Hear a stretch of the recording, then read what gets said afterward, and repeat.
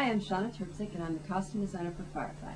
The biggest challenge is the time frame, because it's an absolute joy to work with incredible minds like Joss and Tim and Ben and everybody on the crew. Carrie Myers is an incredible production designer, and I don't see it as so much of a challenge. It's just an absolute joy. It's like being a great detective and trying to pull out these characters from the entire history of the world. And I love the fact that I have no secure boundaries in a time frame, in a period, because that means that I can explore the world, but it also means I have to be very careful that I don't put too much into a character.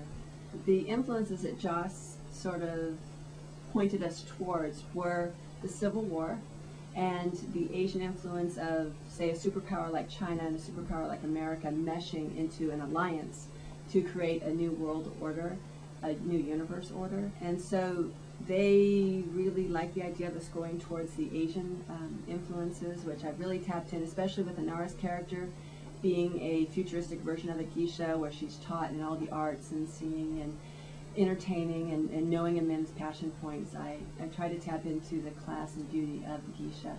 And with the men, rather than the Old West, it was always the more uniformed feel of the Civil War period.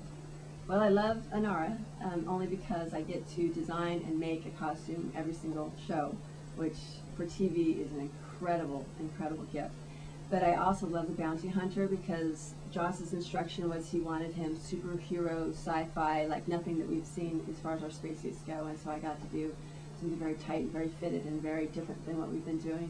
So every show offers a new character that I get to explore. Nathan Fillion's pants being too tight was a joke that started from Captain Tight Pants from the Shindig episode, and that sort of stuck with him. The cavalry pants that he wears are actual antique cavalry pants from the Old West era and Civil War era, and every time you wash them they get a little bit tighter, and he's got a good body, so we don't mind showing it. This is the fabric room where every time we get a new character we go out and just shop futuristic fabrics and buttons and from around the world. These are all from Little India, which I love because they're all these incredibly ornate, detailed things which I use for Inara and her characters. And they come in saris, which is about 6 yards, that I can then make into a dress.